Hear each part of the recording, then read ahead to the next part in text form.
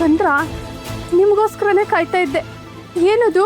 ತಗೋ, ಒಂಚೂರು ದವಸ ಧಾನ್ಯ ತಂದೇನೆ. 2 ದಿನ ಆಯ್ತು ಊಟ ಮಾಡಿ. ಹೋಗಿ ಅಡುಗೆ ಮಾಡ್ಕೊಂಡು ಊಟ ಮಾಡು. ಅಲ್ಲ, ನೀವು? ನಾನು ಊಟ ಮಾಡಿ ಹೋದ್ರೂ ನಡೆಯುತ್ತೆ. ನೀನು ಪಾಪ ಕಾಯಿಲೆಯಿಂದ ನರಳ್ತಾ ಇದೆಯಾ. ನೀನು ಸರಿಯಾಗಿ ಊಟ ತಿಂಡಿ ಮಾಡಬೇಕು.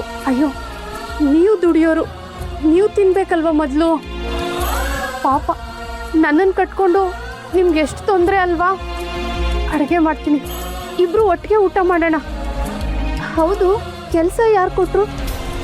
ಇದನ್ನೆಲ್ಲ ಎಲ್ಲಿಂದ ತಂದ್ರಿ? ಬೇರೆ ಏನೋ ಕೆಲಸ ಮಾಡಿ ತಂದಿದ್ದೀನಿ. ನಡಿ, ಅಡುಗೆ ಮಾಡಿ ನಡಿ. ದೇವ್ರಿಟ್ಟಂಗಾಗಲಿ. ಪುಟ್ಟರಾಜು, ಪುಟ್ಟರಾಜು, ಏನು ಗೋಪಾಲಣ್ಣ? ಯಜಮಾನ್ರ ಮನೆ ಹತ್ರ ಬಂದಿದ್ದು ನೀನೇ ಅಲ್ವಾ? ಗೋಪಾಲಣ್ಣ, ಕೆಲಸ ಇತ್ತು, ಬಂದಿದೆ. ಏನಾಯ್ತು?